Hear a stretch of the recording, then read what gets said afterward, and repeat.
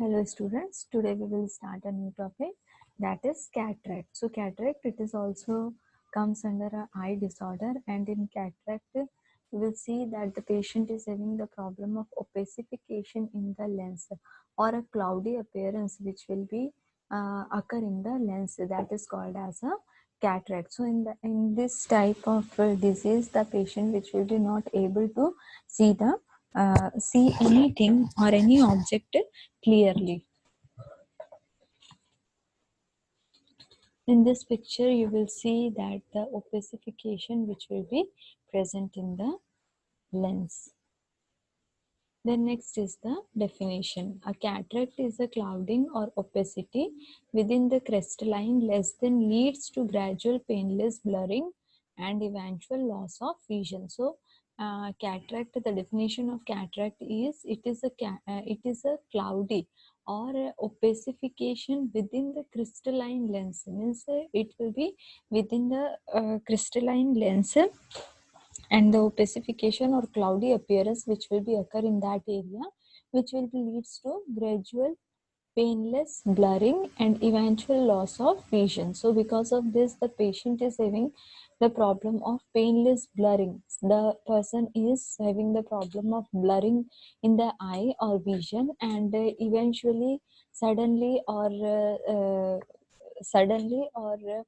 means slowly the loss of vision which will be also occur when the person is having the problem of cataract.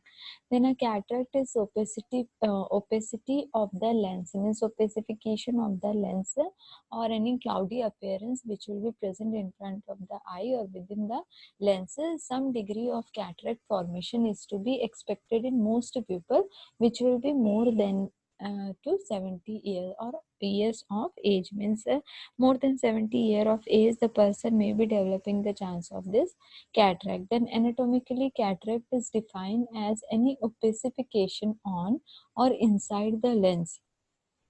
Functionally, it includes only those cases which interfere with vision. Means anatomically, the cataract is defined as any opacification or any cloudy appearance on or inside the lens. Or functionally, it includes only those cases which interfere with the vision. Means functionally means if the patient is having the problem of opacification of lens, so what it will be affecting in the function. So in function it will be affecting or it will be interfere with the vision.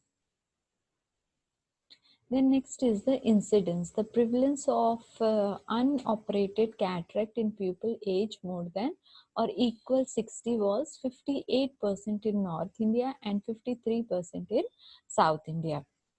So the nuclear cataract was the most common type, which will be 48% in North in India and 38% in South in India. In this slide, you have to see that it will be showing the incidence rate or the prevalence rate of this.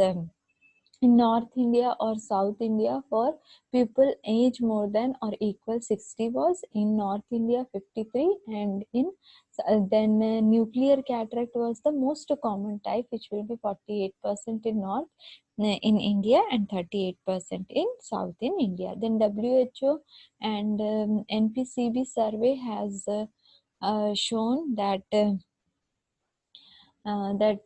is a backlog of over 22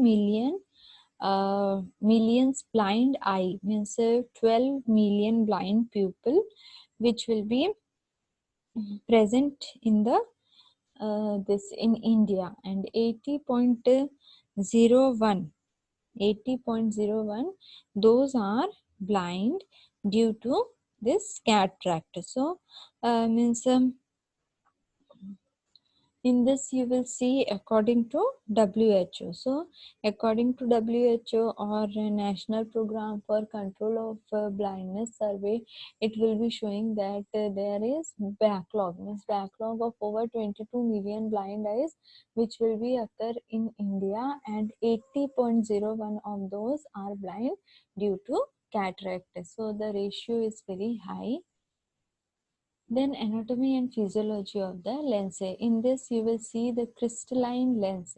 So in crystalline lens, this is the equator and this is the anterior surface. Then this one is posterior surface. Then this one is up. Then we will see the cross section of the crystalline lens. So in cross section of crystalline lens, you will see that the epithelium cell which will be present here, then the lens nucleus which will be present in means in middle, and this is called as a cortex and this is called as a capsule. So this is the anatomy and anatomy of the lens. The next is the classification. So etiological classification, it will be congenital and developmental cataract and acquired cataract. Congenital means it will be occur by birth, means by birth. Congenital, the person is having or the baby is having the problem of congenital cataract, and in this we will see that the baby is having the problem, and because of this surgery or developmental means congenital means it will be present at birth only and it will be developed with. So in this you will see it will cover a broad spectrum of severity, means it will be it means it is a severe case, and in this where some lens opacities do not progress and are visually significant, other can profound visual impairment. So the congenital cataract, sometimes it may be unilateral or bilateral, means the baby is having the problem of congenital cataract in one eye or the both eyes. Then next one is the acquired cataract, means the person who are having the problem of acquired cataract. In acquired cataract, which will be caused by abnormal interaction among the protein which will be make up in the lenses, means when in the patient's eye, when the abnormal this protein which will be formed in the lenses, and over time this abnormal interaction which will be causing the clumping and speaks or cloudy area, means it will be creating the opacification in front or within the lenses. Some possible causes of acquired cataract are trauma to eye, when the patient is having any trauma or any if the patient is having the problem of disease, that is diabetes mellitus or any other metabolic diseases. So because of this the patient is having the problem of acquired cataract. So in acquired cataract, senile and age related cataract or traumatic cataract, complicated cataract, metabolic cataract or radiation cataract, these all cataract which will be comes under the acquired cataract. Then electrical cataract, toxic cataract, and toxic cataract means it will be occur because of any toxic substance which will be enter into the eye and it will be damaging the function of the eye. Then dermatogenic cataract by syndromatolic cataract, means if the person is having the problem of dermatogenic, means because of any skin uh, problem, if the person is having the problem of uh, skin problem, and because of this it will be affecting the eye and the pupil may developing the chance of this dermatogenic cataract. Then cataract which will be associated with bone diseases. Then cataract which will be with miscellaneous syndromes, means there will be many syndrome or many sign and symptoms which will be present in this in this cataract. Then next is the morphological cataract. In morphological cataract, the morphological cataract, it will be a type of senile cataract, and in this it is significant basis effect that will be cataract on the optical system of the eye is that the light scattering means the in this you will see that the patient is having the problem of light that will be in eye is that light which will be scattering, so the person is not able to see properly. So in morphological classification you will see capsular, subcapsular and supranuclear, nuclear, sutural, various pattern or zonular, laminar. So these comes under the morphological classification.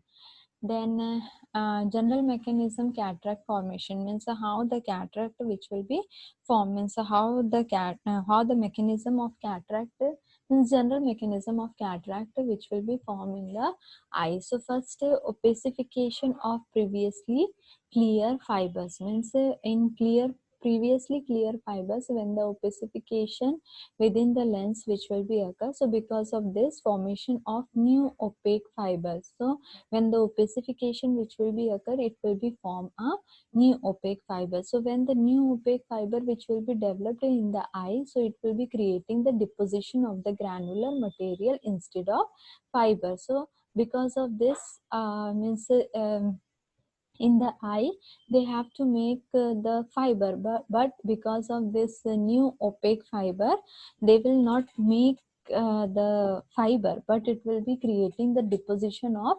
granular material instead of fiber. So because of this accumulation of pigment which will be occur in the eye, so in this in this formation or in this mechanism, because of this deposition of granular material it will be creating the accumulation means when anything which will be deposit, so it will be creating the accumulation of the pigment. And because of this opacification of lens which will be occur in the epithelium, and when the opacification which will be occur in the lens epithelium, it will be creating the deposition of extraneous material. So because of this the opacification or the cloudy appearance in front of the lens it will be occur, and because of this the person is not able to see the clear vision. Then next is the pathophysiology. Due to etiological factor, altered metabolic process means when the proper fiber which will be not developed in that time, it will be affecting the altered or due to any etiological factor alteration in the metabolic process. So when the alteration in the metabolic process occur, it will be creating the dehydration of the lenses. So when the lenses which will be not getting the sufficient amount of fluid, because of this the sodium calcium content increase and potassium ascorbic acid and protein content are decreased. So because of this means in this eye or lens the protein which will be required, but in this when the dehydration of the lens which will be occur, so because of this the sodium or calcium content which will be increased, but the potassium ascorbic acid and the protein content which will be decreased. So when these things which will be decreased, it will be accumulate and lens disturb the normal lens fiber structure. So because of this the accumulation means the sodium or calcium which will be accumulate in the lens, and it will be disturb the lens and it will be also disturbing the normal lens fiber structures. So in this it will be affect the lens transparency which will be leads to cataract. So this is the pathophysiology of cataract. Then next is the clinical stages of cataract. So in clinical stages, first you will see that the maturation. So in maturation, you will see that the progression of cortical cataract means it will be start or it will be progressively of the cortical cataract. So in this the stage of lamellar separation means the lamina which will be separate. Then after the lamina separation, it will be incipient cataract. Then stage of immature, then it will be form the immature saline cataract. Then after that, after means in the third stage, the cataract which will be immature, but in fourth stage the cataract which will be mature. So it is called as a mature saline cataract, means the opacification in front of the lens or within the lens it will be mature. And the fourth stage of hyper maturity, means it will be hyper maturity. And then next, progression of capuliform cataract. Then after hypermaturity it will be it will be progression of the capuliform cataract which will be occur in the eyes. So in this you will see this is the this is the clinical stages which will be occur in the occur in the cataract. So in this capuliform cataract you will see that it is a common form of saline cataract, and it will confine to a region within the posterior capsule of the eye. Then progression of the uh, mature cataract. So in this you will see that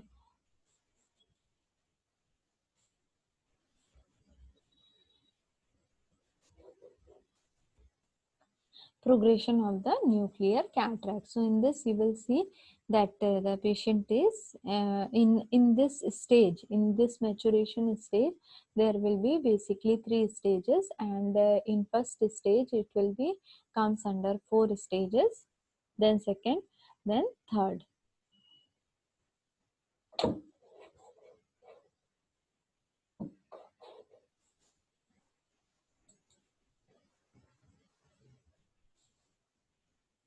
Then how we have to assess and how we have to do the diagnostic test. So we have to take the history taking from the patient, that history taking related to sign and symptoms related to previous history of any eye surgery or previous history of any eye disorder. Then we have to take the history of any other medical condition like diabetes mellitus or any other metabolic disorder. Then we have to perform a general physical examination. Then after that the ophthalmologist which will be recommend for the ocular CT scan. Then retinal function test, means in this we will see that because of this opacification of lens, how much retina which will be function. Then ultrasonic biomicroscopy test. Then we have to also perform the visual acuity test. In visual acuity test the ophthalmologist they will give a proper distance, that will be 6 by 6 meter distance, and in this distance they will give the instruction to the patient to read the letters, and slowly they will decrease the size of the letters. So how much the capability of the patient which will be occur in the eye, they have to see. So this is 20 by 20, so this is the normal. The next is the slit lamp examination test. So in slit lamp examination test, the room which will be dark.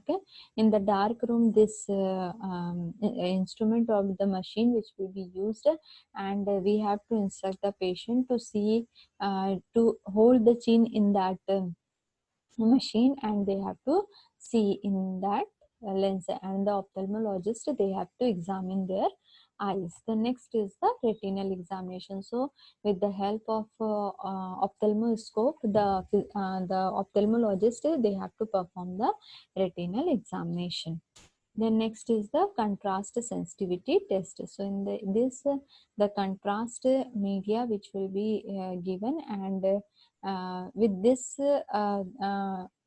we have to, or the ophthalmologist they have to give the instruction to the patient to see or read the letters. Then pupil dilation. Then in this way you will see this is constricted, and this is normal, and this is dilated. So sometime for examination, eye examination, the ophthalmologist which will be required for dilatation of the eye, dilatation of the pupil. So when the pupil which will be dilated, in that time the ophthalmologist, they have to see what all abnormalities which will be present in the eye. So this is circular muscle, this is radial muscle, this is iris, and this is pupil. So this is the structure of the normal eye.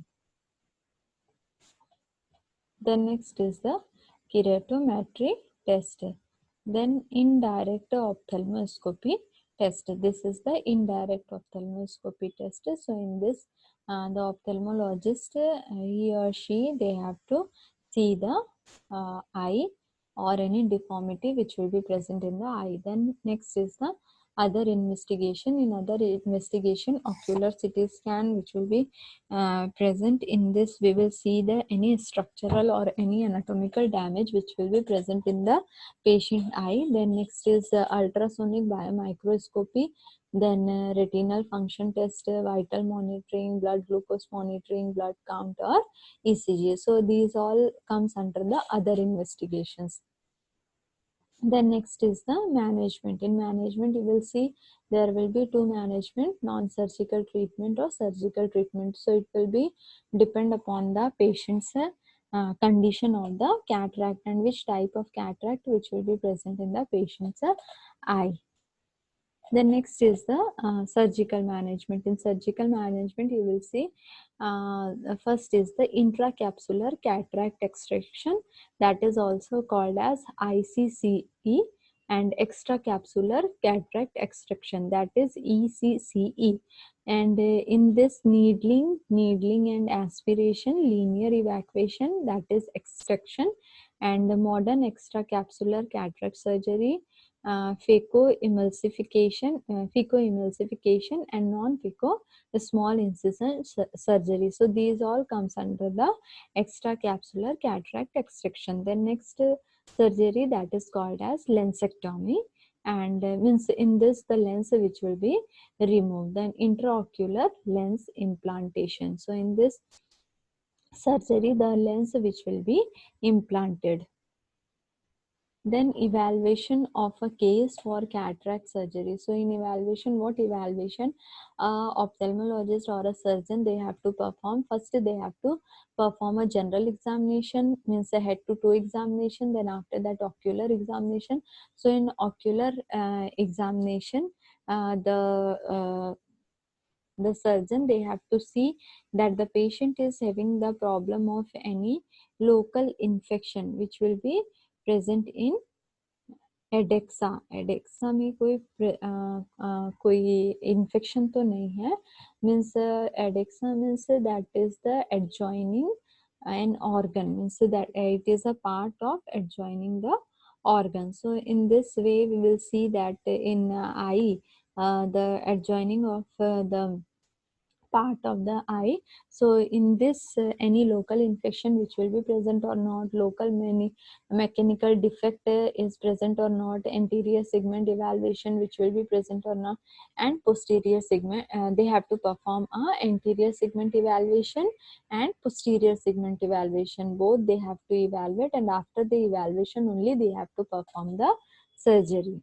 The next is the intraocular cataract extraction. So in intraocular cataract extraction, the whole lens is extracted with its capsule intact, means the whole lens which will be extracted. And after breaking the zonule in younger than 45 year, the zonule are strong, can be dissolved by alpha chymotrypsin chemical zonulysis, but the capsule opioid ligament is strong than 35 year. If attempted, it will be result in vitreous prolapse, means the whole lens which will be extracted with its capsule, means with the capsule, the whole lens which will be extracted after breaking the zonule. First they have to break the zonule, then they will extract the capsule. Then in younger than, and it will be occur in the younger than 45 year of age. And in this the zonule which will be means strong, can be dissolved by, and it will be dissolved by alpha chymotrypsin chemical, that is zonulysis, but the capsule which will be opioid means this capsule opioid ligament is strong than 35 year. If attempted, it will be result in visual prolapse. But after means 35 year, it will be strong. So in this way, when we have to perform this surgery, so in this the patient is having the problem of vitreous prolapse, which will be creating the another complication in the eye. The next is the extracapsular cataract surgery extraction. Extraction means anything which will be remove or take out, means by effort of force, so that is called as a extraction. So in this technique, after making an anterior capsulotomy, means first they have to perform an anterior capsulotomy or capsulectomy. That means opening of the capsule, the nucleus is delivered out, or feco emulsified and aspirated, followed by aspirated capsule, and entire posterior capsule is left behind. So this can be done all ages, means in intracapsular cataract surgery you will see it will be some complication in the 35 year, but this surgery which will be performed in any age. So in less than 20-year old, the nucleus is not well performed and can be aspirated without the need of emulsification and need not to be delivered. So it is then called lens aspiration. So if the patient age which will be less than 20 year, so in this the old nucleus which will be not well performed. So if the nucleus which will be not performed, so in that condition we have to aspirate without the need of emulsification. So in this the emulsification which will be not needed and need not to be delivered. So it is then called a lens aspiration. So it is also called as a lens aspiration, but it will be called when the patient's age which will be less than 20 year. Then techniques of ECCE, extra capsular cataract extraction. So in this needling, then needling aspiration. First they have to insert a needle, then needling aspiration, then linear extraction, that will be curate evacuation, then modern extracapsular cataract extraction. So these are the techniques which will be comes under the ECCE. Then fecoemulsification, in this what will happen? Exposure and irrigation. First they have to expose, then after that they have to irrigate, then paracentesis, they have to perform a paracentesis. So in this fecoemulsification, what will be occur? It will be occur, first they have to perform a exposure, means they have to expose, and after exposing that area they have to do the irrigation, means they have to clean that area. Then after cleaning they have to do the paracentesis. Paracentesis means it is a perforation of a cavity of the body, or of a cyst or similar outgrowth, especially with a hollow needle to remove fluid or gas. So then after that they have to perform a paracentesis, then scleral tunnel incision, then they have to give an incision into the sclera. Then after that when they will give the incision into the sclera, then after that they have to clear the corneal incision, then continuous curvilinear capsulorhexis, then hydrodissection and hydrolineation which will be occur in the eye, then nuclear rotation which will be occur, then after that fecoemulsification which will be also occur. Then next surgery, that is called as a lensectomy. Lensectomy, it is a very simple procedure.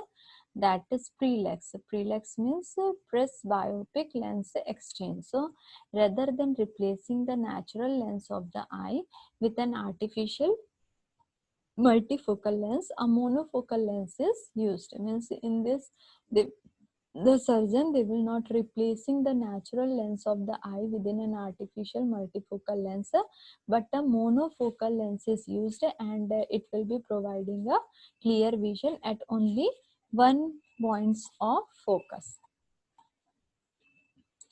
Then next is the intraoccult lens implantation. So in this the location that is called as anterior chamber angle fixed lenses, anterior chamber iris, that is fixation lens, then posterior chamber lenses. The next is the suture fixated lenses. So these are the location which will be present in the intraoccult lens implantation. The next is the pre-operative and post-operative medication. So in this we have to give the topical ciprofloxacin and topical acetazolamide, topical vitamin C, vitamin B, and diflurednet, and topical dexamethasone. So these drugs which will be used for the patient who are pre-operative and post-operative surgery. Then nursing diagnosis. In nursing diagnosis, you will see if the patient is undergone the surgery. So in that time, the patient is having the problem of anxiety. So first we have to make the nursing diagnosis related to anxiety. So anxiety, that is related to lack of knowledge regarding disease treatment. So in this we have to give the proper knowledge regarding the treatment of the cataract, and what are the steps of procedure, and how after surgery, how the patient, they have to do the preventive measures. The next is risk for injury related to blurred vision. Means because of this cataract, the person is having the problem of blurred vision. Why? Because the opacification of the lens which will be occur, and because of this the patient is having the problem of blurred vision. So because of blurred vision, if the patient is not able to see properly, in that time the patient is having the problem of risk for injury. So we have to give the instruction to the patient's relative so that they will provide the proper care for the patient. Then acute pain related to trauma to the incision, and increase IOP. So the patient is having the problem of acute pain which will be related to trauma to the incision, and it will be increases the IOP, means intraocular pressure. Then risk of infection which will be related to trauma to the incision, means sometimes the patient is also having the problem of risk of infection which will be related to trauma to the incision. When the surgeon which will be perform the surgery, in that time it will be risk of infection. So we have to give some instruction to the patient. Then altered sensory perception related to altered sensory reception due to cataract. Then next is the prevention. So in prevention, we have to give the preventive measures to the patient, that eat right, quite smoke, and wear glasses, limit alcohol, keep blood sugar regular in check, and get regular eye examination. And if the patient undergone the surgery, so in post-operative care, we have to give the instruction to the patient to not wash their hair for at least 1 week. They will not give pressure into the head. They will not have stress in that in their head, and they have to wear always the glasses, so that it will be prevent from the any infection or any dust particle, it will be not inserted into the eyes. Then we have to also give the instruction to the patient to clean their eyes, do not touch with the naked hand, and if any irritation, any means a pain or any other thing which will be occur in the eyes, so in that time they have to use a clean hanky for cleaning that area. So these all are about my topic. If anyone having any doubts, ask me. Thank you.